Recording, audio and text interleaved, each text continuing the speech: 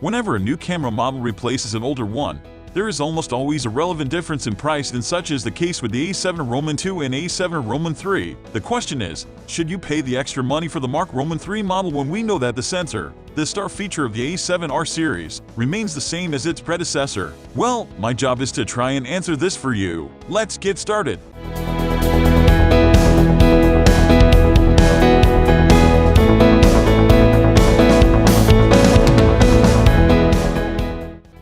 At first blush, the A7R Roman II and A7R Roman III are more similar than different. Both are full-frame mirrorless cameras. You get identical 42MP sensors, near equivalent bodies, and twin 4K video capabilities. But you'll also notice some key differences between these models. So which option is right for you? Let's take a closer look.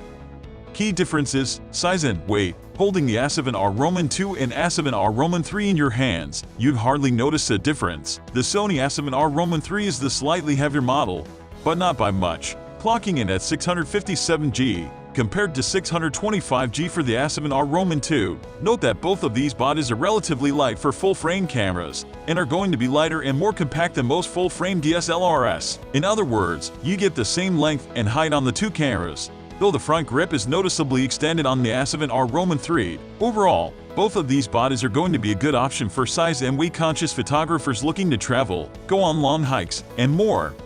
Rear LCD in the rear LCD hasn't had any physical changes from the A7R Roman II to the A7R Roman III. Both are 3 inches in size and both tilt, though neither is fully articulating. A gripe worth noting for vloggers, macro photographers, architectural photographers, and videographers.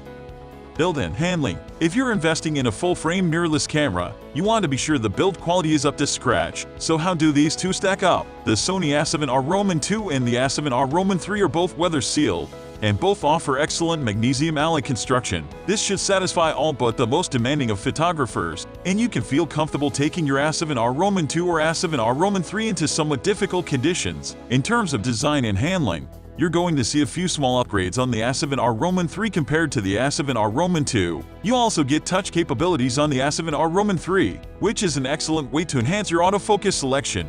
You can tap to choose an AF point, rather than fiddling with buttons. Plus, you get an AF joystick on the A7R Roman III, whereas the A7R Roman II requires a wheel. And this is nice for those who prefer to work without a touchscreen.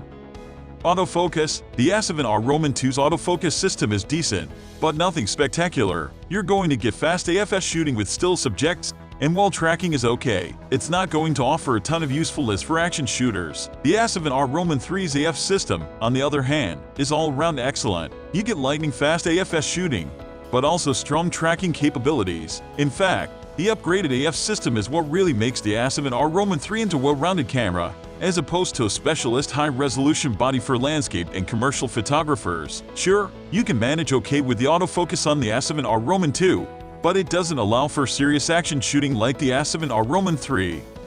Drive, FPS. The SONY A7R Roman III is just an all-around faster camera compared to the A7R Roman II, and nowhere is that more obvious than when it comes to continuous shooting. You get 10 frames per second on the A7R Roman III, compared to 5 FPS on the A7R Roman II. For the casual photographer, 5 FPS is a decent number, and should keep you out of trouble when you're confronted by the occasional action scene. But 10 FPS is simply excellent, and is good enough for serious sports or wildlife shooting. Unfortunately, the RAW buffer on the two cameras is a bit disappointing. 28 RAW 76 JPEG on the A7R Roman III versus 23 RAW 23 JPEG on the A7R Roman II. But while serious action shooters might wish for a deeper buffer, 28 RAW images should allow you to cover most action scenes without too much trouble.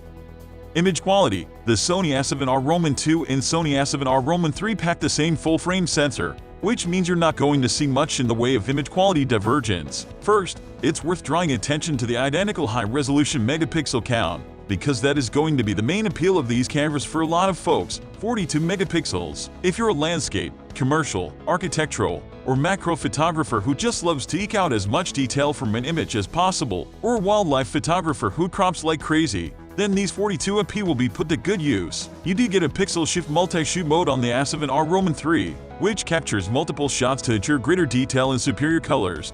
though the megapixel count remains the same. Like most full-frame cameras, these models produce very good high ISO image quality. Interestingly, the A7R Roman 3 is slightly improved over its predecessor, thanks to an upgraded processor. Battery life. The battery life on the Sony A7R Roman 2 is pretty standard for a mirrorless camera. In other words, it's disappointing. You get just 340 shots when using the LCD, and this drops to 290 shots with the electronic viewfinder activated. If you're a professional shooter, this level of battery life means you'll need to purchase a lot of backup batteries, which don't come cheap, and even serious hobbyists will want at least an extra battery or two. Fortunately, the A7R Roman 3's battery life is almost twice that of the A7R Roman 2, 650 shots with the LCD, 530 shots with the EVF. Video. The Sony A7R Roman 2 already offered excellent video capabilities when the A7R Roman 3 came out, 4K 30p capabilities, using either the full sensor width or using a cropped portion of the sensor in Super 35 mode. Price. If you've read the entirety of this article, you're probably tempted by the A7R Roman 3. After all, it's at least moderately better in every way, other than being slightly heavier, and a significant upgrade as far as features such as autofocus and continuous shooting are concerned. But the A7R Roman 2 stands out for one big reason: price. While the Sony A7R Roman 3 is significantly cheaper than its successor, at around US $2,800, it's still $1,000 more expensive than the Sony A7R Roman 2, which can be purchased new for just $1,800. Overview. When it comes to the Sony A7R Roman 2 vs Sony A7R Roman 3, it must be said that both are standout cameras when it comes to image quality. Meanwhile, the A7R Roman 2 should be thought of as a cheaper high-resolution camera, one that can stay afloat when it comes to most genres of photography, but can only really excel when dealing with slower-paced commercial, landscape, macro, and architectural photography. And hope this video adds extra information to your gadget knowledge. Thanks for watching.